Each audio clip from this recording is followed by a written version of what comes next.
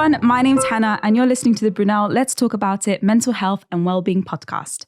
So today's episode is a little bit different to the other ones because it's not specifically to do with mental health, but I guess it sort of relates because we're talking about what you want to be in the future. Now, for today's episode, I have a really exciting guest, and I know I say that every time, but it's always very exciting.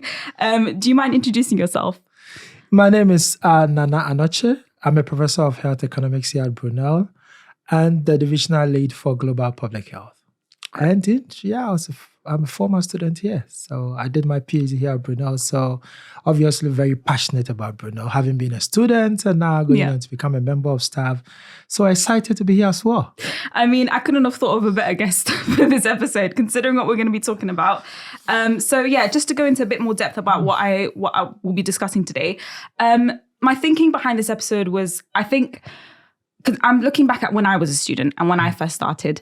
I remember when I started my psychology degree, there were so many people around me that were saying stuff like, oh, I didn't realize it has this much stats. I think I made the wrong choice. Or now I've done it, I don't think I want to do it. Or a lot of people were actually, you'd think that they'd be very motivated because we've just begun, but a lot of them were demotivated because they're like, I'm only doing this for my parents or something like that. So there's a lot of people who, I guess, just in general, feel very uneasy about this whole process of starting a degree because it's a commitment. You're studying for 3 years, 4 years for some people. And I just wanted to see if we can eliminate some of that, some of that pressure and the anxiety that they feel just through our experiences and what we felt like and how we sort of navigated through those emotions, right? Sure.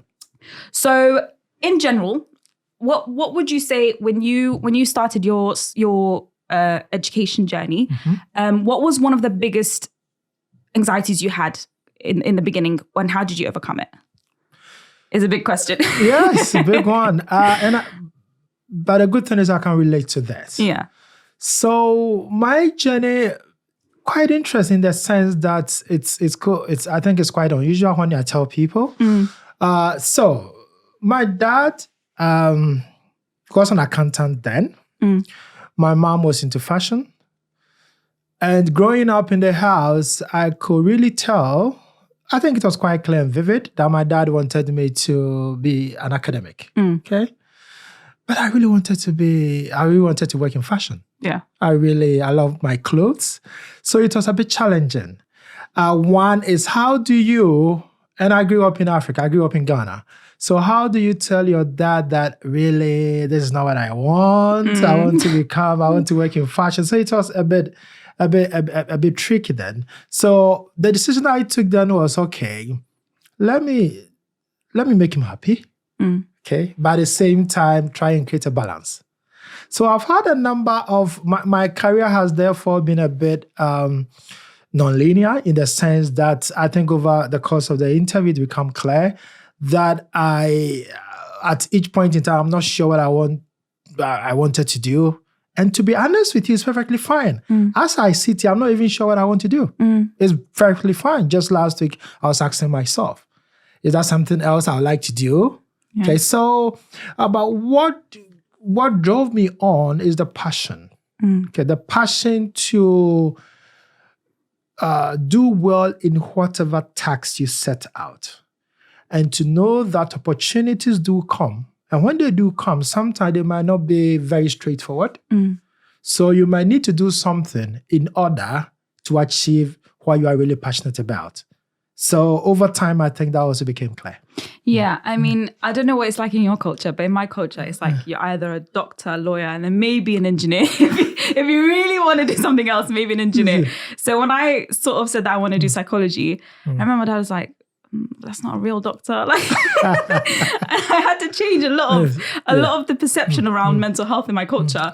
Even now, doing my master's, I constantly think to myself, is this what I want to do? I think that's a normal process. It's a normal thought to have.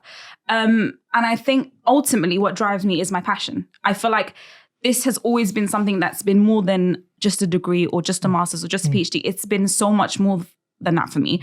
And I think that's something really important for parents to also tell their kids, but also for students themselves to sort of acknowledge that your passion is what's going to make you do well. And even now, hearing my dad, he says, okay, do whatever you want, but just be damn good at it. Like, just make sure you get yourself to the end. So I think that's quite an important thing, right? I mean, is it like this in your culture? Do you feel like you had cultural... Oh, yes. Yeah. I think it's quite similar. And actually, I think I can relate to this as a parent as well. Now, having been a parent, and I must admit I've made mistakes. Yeah. So I've got 2 kids. First is my daughter and the boy. And with my daughter, when she was going to the secondary school, I said, you need to do science because I want you to become a doctor. And then clearly she didn't like it. She didn't like it. I don't know. I think there's something about medicine that doesn't connect to her. In fact, I convinced her. I don't want to use the word force, but I think there was a bit of push there. I convinced her. So first year she was doing science. And then clearly I know her standard. When the results came, I realized there's something wrong going on here. So I had a chat with her, and then she told me, I'm doing the science because you want me to do the science. In fact, I don't want to do science. So I said, okay, we are where we are. Let's make a decision. So we had to go discuss with the school, and then she switched from science to arts. Oh, okay. And clearly, when she went into arts, you could see the performance push up like that. Yeah. So with my son, I said, now I've learned my lessons, do whatever you want to do. Okay. So I think it's something that as parents, we also need to learn. And I like the bit that your father says, which is that do what you want to do, but be very good at it. Yeah. I think that is, and we currently when we deliver workshops on employability, what we make clear is that I think the world is becoming quite fluid at the moment, the job market. Yeah. So it's not obvious. There are some technical areas that unless you've done a degree or so in there, to be difficult to get a job there. But having said that, there are areas that, so for me, I started I did economics and sociology in my first degree, moved on to do environmental resource management as my master's.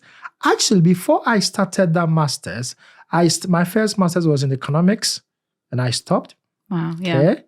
Because then I could take my own decisions. Yeah. Then I went to Germany to do World Heritage Studies, which was a bit like wanting to become an architect and do heritage studies. I did that for one full semester, and I stopped. And then went to environmental resource management, which I completed. After that wasn't the end. I started my PhD in environmental resource management in Germany, and I stopped yet again. And then, so I remember then I made a decision that what do I really want? So I took about a month off from studies and from work, kept myself, and I just kept thinking, reflecting, reading around. Then that was the first time I heard of health economics. I read about it and I said, I actually want this because for me, it's about making an impact in society. And with my knowledge in economics and health, I could readily see the immediate impact I could make with this course. Yeah. So I went on to that to do my PhD, and then the rest is history. I mean, I can really relate to some aspects of that story. I think for me, I've always said that I just want to help people. If I'm helping people and I'm changing their lives for the better, I've done my goal. Like I've achieved my goal in life. And obviously you can do that alongside your degree. You can do that anytime. You can do that forever from when you're sort of just have thought processes in place. You can just do that. But I think because your job takes so much of your time, I wanted my job to be something that I know I'm proud to do. So not to obviously discount people who do office jobs or anything like that. Honestly, it's amazing. My brother does it. It's not something that I'm against. But it's just for me, I'm like, I need to actively be doing something to help the world every day. And I want to see it face to face. So obviously with psychology, you work with clients, and even now alongside my master's, I'm doing work with clients and stuff. And as I'm doing it, I just like to see that progress and think that I'm helping people in some way. But for me to get to that point, it took me so long to figure out this is what I want to do. I took 2 gap years before I started my degree. I was dealing with some stuff, but also it gave me time to reflect and see what do I really want to do. I guess to me, that was sort of a privilege because I had that time to sort of reflect and see what do I want to pursue? What do I want to do?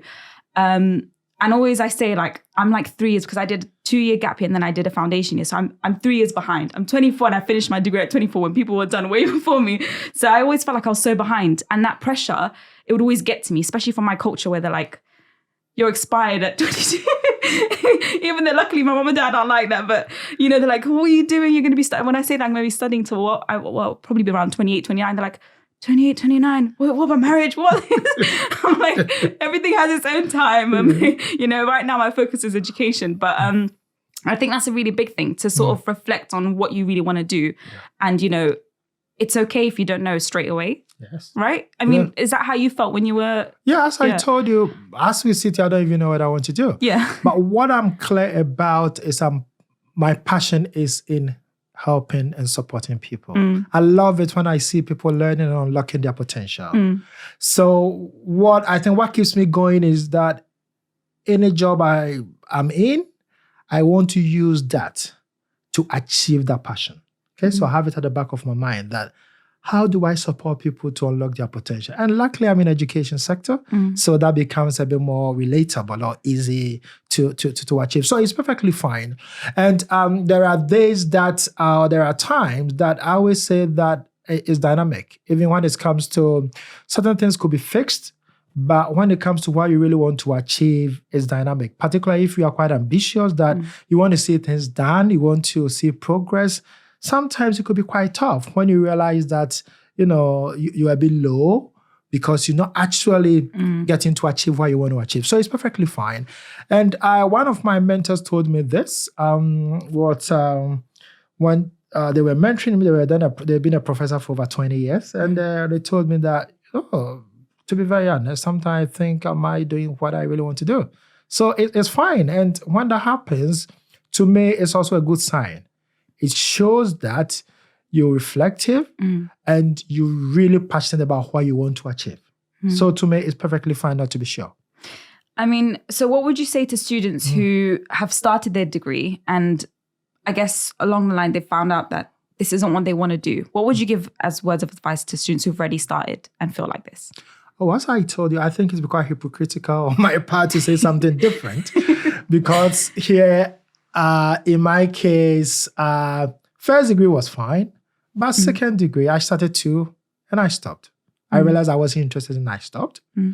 And even with a PhD, I started one and I stopped. Okay, finally, I did what I really wanted to achieve. So for me, if it's not too late, there is nothing. You know, you could look around. Having said that, we need to be quite pragmatic. During my time, I think society or the job market wasn't as fluid as it is now. So probably I wouldn't have been making lots of stoppages if we're talking about today. Yeah. Because today, irrespective of the degree, so far as you do it well and get your first or your 2-1 or your 2-2, or so far as you do it well to the best of your ability, there is always the opportunity to switch or work in areas that you really want to do. Yeah. I think that is something that I've noticed. Like, there will be one job, but the people who have got that job, there's so many different avenues they took to get to that place. Even with like certain jobs that I hear, like my brother speaking about, like he hires and he was going through CVs and stuff. And he was telling me like, there's people with all different experience, all different education, like that they've taken, and they all are applicable to the position. So it's very bizarre when you think about it, because we always think, well, I think I did that. Like, you have to do this, then you have to do that, then you have to do this. And we really restrict ourselves like that because we don't feel like we're not able to be our true selves in that moment, because you're just sort of feeling like you have to follow the pattern. And that pattern is very rigid, which is it's in our brains most of the time. It's not always like that. Yeah, no, and interestingly, I think many of the times we think of the pattern as a straight pattern. We think of it as a linear pattern. But I want to be an engineer, have my first degree in engineering, do my master's and PhD in engineering. That's how we think of the world. But it's I think if anything, I'm exemplar, and it's not only me. There are a lot of people who I know people who did first degree in physiotherapy, and they're now in public health. So it's it's well good. I don't think if anybody looks at your CV, they will complain or they will make a bad comment that you've diverted along the way. I think it's fine. Yeah. It's fine. You keep on reflecting, and it's and also the more you grow, given experiences, your passion could even change along the way. Do you know, I think what you said about, being reflective, I think as long as you have that experience and you're able to sponge up as much information from that experience, it could be something completely unrelated to what you were supposed to do. Yeah. But as long as you sort of take up the information that you needed, like for an example, I learned so much about body language from my H&M job. And that's nothing to do with psychology or psychology experience. But I remember when I used to serve customers and I used to work as like a sales advisor and I'd be like a team leader or whatever. So they'd come in and I'd have to sign them up for a membership. Yeah. And I'd look at their body language and I'd sort of analyze what they were feeling in that moment. Some of them had buggies and I was like, okay, this person, I'd be like, or someone was rushing and they were going to office and I was like, you'd save them out of a coffee cup. So, I'd read their body language, like, this is what you do if you sign up today. With the mum, I'd be like, you'd save the hat that you're buying your kid, it'll be free today. Just sort of reading their body language. I learned so much about it. But you wouldn't think so because it's not something to do with psychology. But I guess it's how you reflect on it, right? And how you sort of perceive that experience. Yeah. And how you use it. And I have an experience, for example. So I did radio, along the way. During my first year, I was in radio.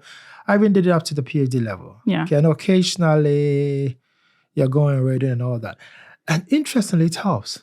It helps. I wasn't doing that because I wanted to get something from that to help my career. I was just passionate about it. I loved it. I thought it was a medium for you to get straight to people and educate people. But then along the way, when, it gives you that flexibility and adaptability, for example, when you are teaching in class, because it gives you some skills that you're able to, first of all, identify where the key issues are and to make it as simple as possible to help the understanding of those you are trying to give knowledge to. So, yes. So I always come back to this. Whatever you are doing or whatever situation or opportunity you find yourself in, do it to the max. Because you don't know when that will be important or you get something relevant for that, for what indeed you are passionate about. Yeah. I mean, with all of the experiences and stuff that we all go through in life, I think it's important to sort of just put your all into it.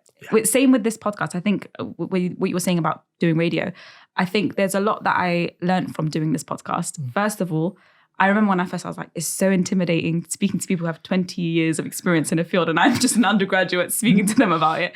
But I think I learned so much about confidence, first of all. Someone who I used to be very anxious and still quite anxious. Even before this, I was like, I'm really nervous and I don't know why I've done this so many times. I still don't know why I'm nervous.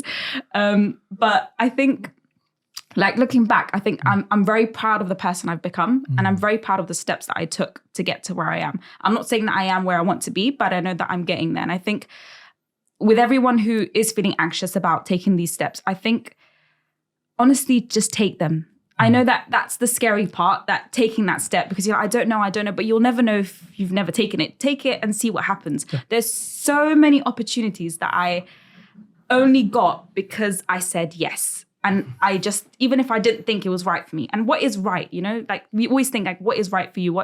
There were so many things that I did. And I remember I applied for certain things and I was like, I won't get this. And I'd get it. And even through that, the reason why I got this role was because someone recommended me to my lovely manager, Lorraine. Lorraine, if you're listening, I love you. But she contacted me because I kept saying yes to things, and people were at that point were like, oh, this person's really good at this, or this, she'd be good for this role. First of all, it's an absolute honor for someone to describe me in that way, right? But I think those opportunities only came because I wasn't scared of saying yes. And I think that's a really scary thing, but it's also so liberating once you start doing it. I feel like I exceeded my expectations way more because when I took my gap year, I didn't even know if I was going to go into education. I was like, education's not for me. I'm going to go into makeup. And that's what I'll do. It's quite common you hear people say that. And I was like, you know what? It's not for me. I used to do henna art and I used to do like bespoke henna art and murals and stuff. And I also design clothes like you were saying. So I design outfits and I get them tailor-made. I don't sew them myself, but I draw them. And honestly, I remember thinking like, it's not for me. And now I'm looking at myself where I am today and I'm like, it definitely is. Why did I ever feel like it wasn't? But I think that's a really important part, right? To sort of say yes to things. Yes. And also I think key thing is about noting that it's also perfectly fine to fail. Yes. It's fine to say yes. And if it's not working, fine. You move on to something else. Yeah. I never thought I'll be a lecturer or a professor. Never in a million years. I don't even look it. I never thought. I was thinking about this to work in fashion. Yeah. And I quite remember, even at the PhD stage, when I was finishing my PhD, I remember I went to a lot of seminars on investment banking. Okay. So I wanted to go into that area as well. But sometimes I think, so why didn't I think about this job? Because it's so lovely. I love it. You go to class, you teach, and you see people graduating, and it's so lovely. It's a surreal experience. Yes. If I had not said yes, so after my PhD, the opportunity came and I said yes. If I hadn't said yes, I would have really missed out. So it's perfectly fine. And if it doesn't work out, we're not, and you're not expected to, whatever decision that you make, to stick to that for the rest of your life. Yeah. It's perfectly fine. You can do something for 10 years, 1 year, 3 months. If it's not working, you move on. And to me, although it's perfectly fine to fail, I don't see that as failure. In fact, I always say this, there is a reason why we have the Museum of Failures in Sweden. That's to demonstrate or to show inventions that haven't, passed the test of time. Yeah. Oh, that's so cool. A museum for failures, inventions that haven't passed. That's so that amazing, places, so we learn from things. Yeah. And it's fine to fail. So if you are listening to us, it's perfectly fine to fail. Yeah. And don't worry. Yeah. No, I think your experience and your sort of life story is a perfect example of just try things and, you'll figure out the way you want to go. Yeah. I think it's something I think a lot of students stress about is, what if I want to do this? And I think I remember speaking to, I think it was the graduation episode with Andrew Jones, and he said, like, you can do something afterwards and it can be something completely different to your degree. Yeah. And that's very true, because there is a lot of people that I know. There's someone who went into medicine. My God, their journey was insane. Like, they went through so many processes, so many different things. They went from like a small short course to like a diploma. Then they went from a diploma to like it was such a long way to get to it. But she got there in the end. And honestly, that was so inspiring, because I was like, you got to where you needed to get to, even if you didn't know at the beginning, this is where I was going to go. But at the end, you're like, this is exactly where I belong. So I think that's a great thing, that I think your story, it's comforting to me, because I'm also like, what do I do after this? How do I apply for this? What do I do? But I think it's about what feels right in that moment, right? Yeah. I mean, did you have like family pressures or anything when you kept like sort of changing your... I think the pressures were up to the first degree. As soon as I entered the university, I think I was left on my own. Because I think I stayed away. Yeah. I was even when school vacated, I was still on campus. I stayed away, and then I was working alongside, so I was looking after myself. So I think all that at that point they wanted was, you're doing it well. And, being a good person or being a good son. Yeah. Having said that, we talked about grabbing opportunities and taking them on and being confident about that. But one thing that we also need to note is it's perfectly fine to discuss situations or options with people. And here is where mentorship becomes an important part. It could be a mentor or a coach. I'll actually advise that if you don't have one, you get a coach, stroke mentor. So the difference between mentorship and coaching is that a mentor will tell you what to do. It's about show and tell. Yeah. I did it this way, so I suggest you do it that way. It works. But I think when it's added to coaching is more about supporting you, asking you questions so that you come up with your own initiative and you own your own decisions. When that happens, you are able to actually be happy and passionate about, because these are your own journeys or interventions that you've set out upon advice or upon questioning from people. And that person could be a peer, or could be somebody who is a bit more senior.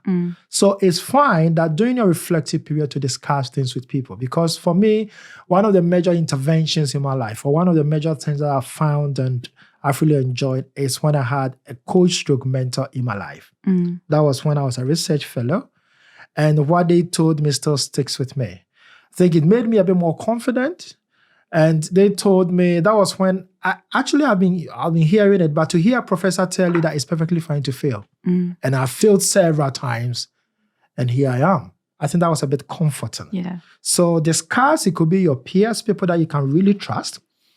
Discuss things, and that could help you take your own decision. Yeah, I mean, having said that, I think Brunel, I was part of it, the Brunel mentoring scheme. So they have like a mentor that they assign for you for like a year. And it was definitely helpful. I think it's sort of what I needed, especially when I was sort of figuring out things. So did you have like friends that sort of supported you throughout this? Because obviously you're saying your family sort of left you to it. Or did you feel like you needed the friends to? Okay, so yeah, I think yes and no. With the friends, I think there are parts in your times in your journey that friends will give you an advice and they stay with you. I remember when I was thinking of doing a master's outside Ghana, I had a number of opportunities. And actually, there were 2 countries, and one of my friends told me that I think you may want to go this way. Yeah. And that was the right thing. I took that advice. Okay. Having said that, for me, it's about what do you actually want? Because we've been talking about you failing, which is fine. But I think you're going to become much happier if you fail on your own accord. Yeah. You fail when you are pursuing something that you really want to do. Okay. So it's good to get advices from your mentors, from your peers, from friends, from family, but be you. And I've always maintained that. What makes you happy? That's what you need to do. Yeah. Okay. Be yourself.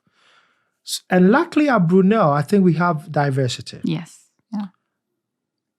I always say Brunel has accepted me as who I am, and I'm really proud about that. Okay.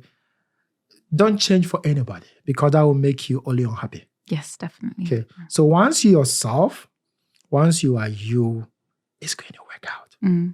Yeah, I think that's something, it's sort of related to academia, but it's also just about your own self-growth is accepting that who you are will be always be the most comfortable option. Yeah. I think from my experience, I feel like a lot of girls go through this of trying to be something that they feel like society wants them to be, right?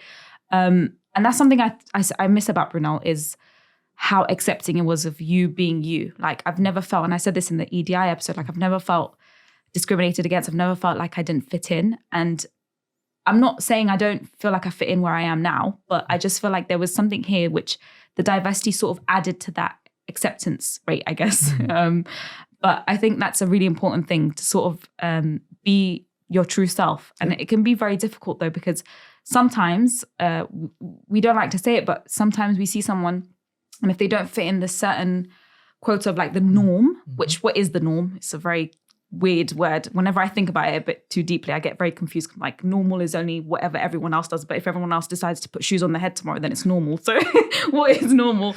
But you know, it's just when someone isn't doing something that's considered normal, we just sort of rule them out and we make them out like, oh, you know, like even with me, I remember when I did certain things and if I was speaking in a certain way, I remember I used to always be called a grandma because I never spoke in slang. So I would speak in full words like, you know, you speak like a grandma. So they'd be like, she speaks a bit weird, but that's just the way I am.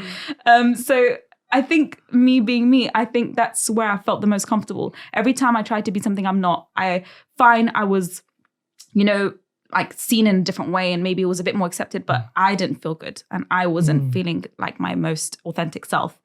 And that is something I remember me and my friend used to speak about this all the time is nothing is more important than just doing what you want to do. Yeah. Because you can do something for someone tomorrow, but it will never be as that 100% as much as you, like it wouldn't be that 100% effort that you would do if it was for yourself.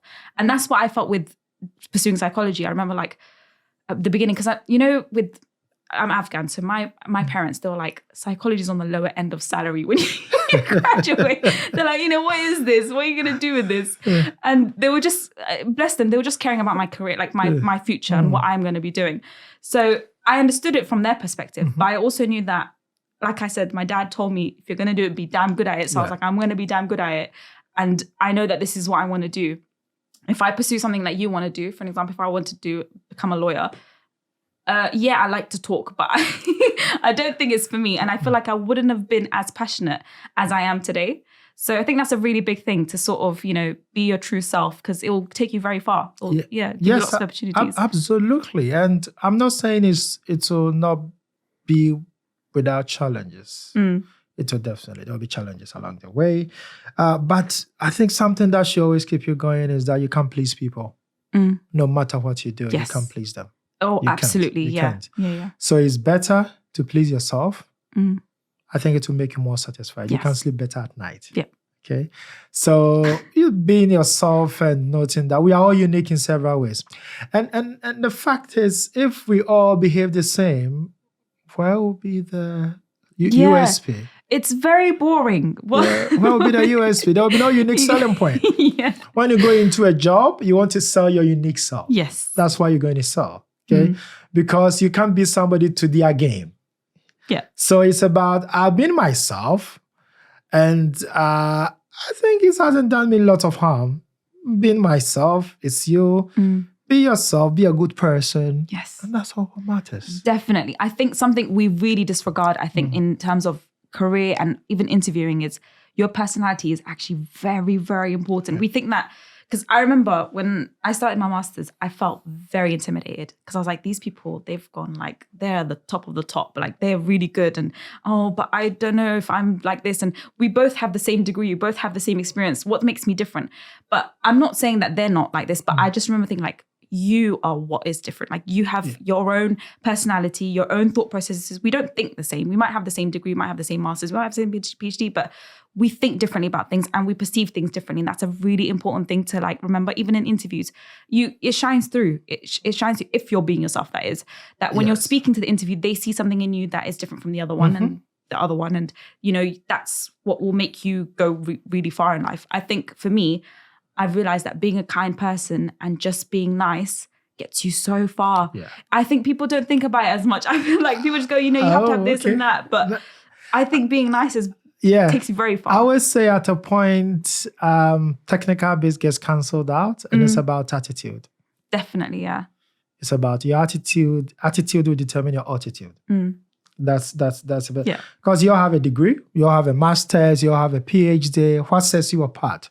It's about your attitude. Definitely. Having that growth mindset. Yes. Wanting to learn, being open, and wanting to take opportunities and, putting your all into whatever you are doing. That's what employees are looking out for. Yes. And it's nothing else. Yeah. That's what they are looking out for. That's the thing. It's like, because in the real world, that you're not really working with your degree. It's like your degree is the knowledge that you use. But in terms of conversations and stuff, it's you and your personality that is what's going to be. You're not engaging with people with just what you've written on a piece of paper. It's how you speak to people. It's how you treat people and how people treat you. So I think that's a really important thing to, and again, that comes back to being your authentic self. Be your true self, and that will make you sort of fit in, even though you feel like it's not. You think it's doing the opposite, but in reality, it's making you. But the point is, who determines what is normal? Yeah. I always ask myself. We are all human, aren't we? Yes. So who determines why is somebody's judgment, why is it superior to mine? Yes, definitely. It's we all, society together, will determine what is normal. So your input determines what is normal, and the other person's input determines what is normal. Yeah. And it all should be same. Obviously, this is subject to norms, this is subject to laws in society, regulations. That is fine, wherever you find yourself, that reigns. But then with respect to day-to-day stuff, once you know the parameters or the paradigms within which you operate, then your true self should come to play. Yeah. Okay, so just to sort of wrap up, I mean, I really enjoyed this conversation, but what would you say as like a final word of advice to students listening and or in general people who feel uneasy about where they are in this very moment? So I think three things. We've mentioned the first one being yourself. Second, it's perfectly fine to fail. Yes. And the third thing is to get a mentor or a coach. Right. So please, if you don't have one, please get one. Yeah. And we have the Brunel mentoring team, so people can definitely sign up to that. Get yourself a mentor and coach. And we have fantastic lecturers here, the support systems. Be free, be open-minded, talk to your lecturers, and don't feel shy that they will think, oh, I'm doing my degree and I don't know what I want to become. It's perfectly fine. Your lecturer doesn't even know what they want to be. So it's fine. And and I think that authenticity is what will lead you far. Do whatever you want to do well, be kind, be good, be passionate, and it's perfectly fine to fail. Well, that was a really good way to sum up the conversation. Thank you so much for coming on today. I think, again, your experiences and your life journey is inspiration to people around. So thank you so much for coming on today. Thank you. And as usual, we have our information in the bio for, to follow us on Instagram. We will be doing some there's exciting things that are coming up, and we will explain that in our Instagram post. So do follow there. And yeah, thank you very much. Thank you too. Yay.